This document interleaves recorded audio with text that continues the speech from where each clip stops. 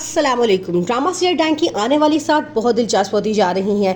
मीशा का अगला वार होता है जावेद। वो चाहती है कि जावेद उसके साथ मिल जाए ताकि उसका काम आसान हो जाए। वो उसे कहती है कि मैं सब जानती हूँ कि अपनी बीवी के मरने के बाद तुम पूरे घर में कौन सी रंगरलियाँ मनाते फिर रहे हो। जावेद को बड़ा गुस्सा आता है। वो कहता है मैं जब तुम्हारी शक्ल देखता हूँ मुझे गुस्सा आना शुरू हो जाता है, क्योंकि तुम ही वो औरत हो जिसने वीडियो दिखा के सबको मेरी बीवी के खिलाफ किया था और उसे जेल भिजवाया था। अब मैं चाहता हूँ कि तुम मर जाओ। लेकिन मीशा कहती है कि अगर तुम मेरा साथ दोगे तो तुम्हें ही फायदा होगा। जवार शाह किसी काम के सिलसिले में बाहर जाता है। दुश्मन उस पर हमला कर देता है। उसके हाथ से खून निकलना शुरू हो जाता है। वो जल्दी से घर आता है।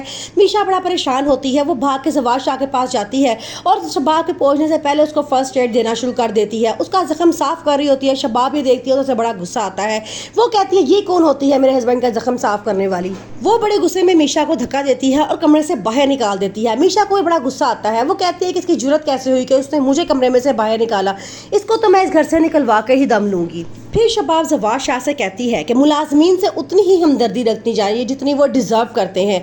आपने मीशा को बहुत सर पे चढ़ाया हुआ है। आगे से जवार शाह कहता है ऐसी कोई बात नहीं है, मीशा का एक अलग मकाम है हमारे घर में। ये बात शबाब को ज़रा पसंद नहीं आती, लेकिन शबाब अब चाहती है कि जवार शाह के दिल में दोबारा जगह बना ली जाए। वो जवार शाह से बार बार माफ़ी मांगती है, उसे करीब आने की कोशिश करती है, लेकिन जवार शाह उसे माफ़ करने को तैयार नहीं होता। वो कहता है कि मैं अपनी बहन का गम भुला नहीं सकता। शबाब अब दोबारा से पूरे घर पे कब्जा करना चाहती है। वो कहती है कि मैं पूरे घर की मालकन थी, 1 मिनट में मेरी इज्जत 2 कौड़ी की हो गई है, लेकिन मैं दोबारा अपनी जगह हासिल करना चाहती हूँ।